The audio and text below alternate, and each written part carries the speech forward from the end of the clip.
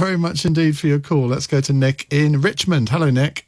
Yes, hi there. I wanted to address the point about alternative sources of information like social media or internet commentators. And the reason is there is intentional inaccuracies or omissions in the mainstream media. And I can give you a lot of examples of that. For example, the Rotherham paedophile situation, it took them about sort of 10 years to start talking about the Syria proxy war that was launched by the West. They never covered that.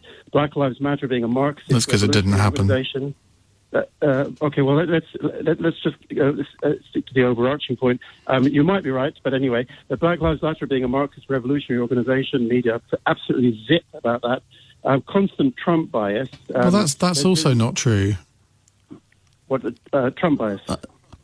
No. The Black Lives Matter thing. I mean, I've said it on this programme. It's effectively a Marxist organisation. It wants to abolish capitalism. It wants to abolish the police, and that's why I can happily support the slogan, but I can't support the movement. Now that.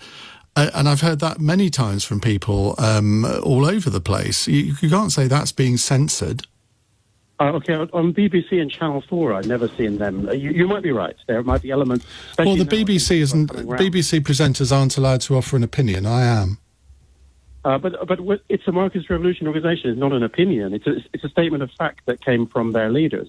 So what I'm saying is, I've seen BBC and Channel 4 discuss it, completely zipped about that minor nugget of information.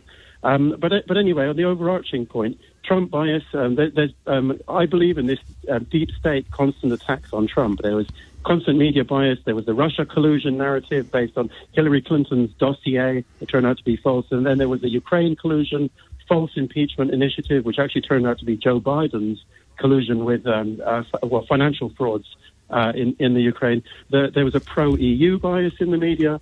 And there's a political correctness bias. So every PC idea, like okay, so how does this relate to vaccines then? Okay, it's about the point about alternative information sources. What I'm trying to say is that there's a lot of people who realise there's this bias and omissions in the media, so they turn to alternative information sources like social media or internet commentators like Stefan Molyneux, Sargon of Akkad, Infowars, Ben Shapiro. Oh my goodness! And you're going to take your advice from Sargon of Akkad on a vaccine, really? No, I'm going to caveat anything medical out of this. I personally don't try to interpret medical. But that's what we're talking about. That's what we're talking about here. But I understand it's what you're talking about, but I'm talking about how the prevalence of alternative information sources and why people look at it due to mistrust in the mainstream media. Yeah, but in terms of the vaccine, I still don't understand why anybody would trust a post on a social media website on a vaccine rather than people who actually know what they're talking about.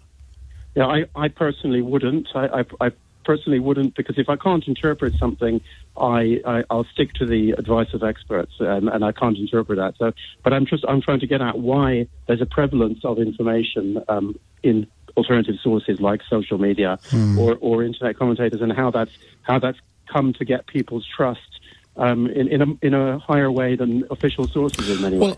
I don't deny that there is, certainly over the last few years, and maybe this goes back a lot longer, there has been a growing distrust of what is called the mainstream media, which, I mean, let's face it, this programme is part of, and I try my utmost to present a balanced programme. Yes, I give my opinions, but I'm very happy to be challenged on those opinions. Now, that you don't get that all over the place, and there is a certain view that the media talk down to you. Now, on LBC, I don't think we have that, because even if you think a presenter talks down to you, the phone lines are open and the presenter can be knocked off their sort of high-flown perch very, very quickly. And you don't get that elsewhere. I completely get that. You certainly don't talk down to people or anything like that. It's a very reasonable conversation we're having. But I'll give you an example. The last time I called LBC, and it was in the early hours. I don't remember the presenter, but anyway, he took exception to what I was saying, and he asked me to explain what 6 or 7 philosophers said in 10 seconds. And then when I mentioned Jordan Peterson, he said, "Oh, are you one of those people who sit in a box listening to Jordan Peterson on YouTube?" So what I mean is, you're not doing it, but obviously. they have this kind of ethos, and if you say something that opposes their ethos, it gets up their goat, and they really go on the defensive sometimes. And I think the Jordan Peterson interview with Cathy Newman was exactly a great point about that.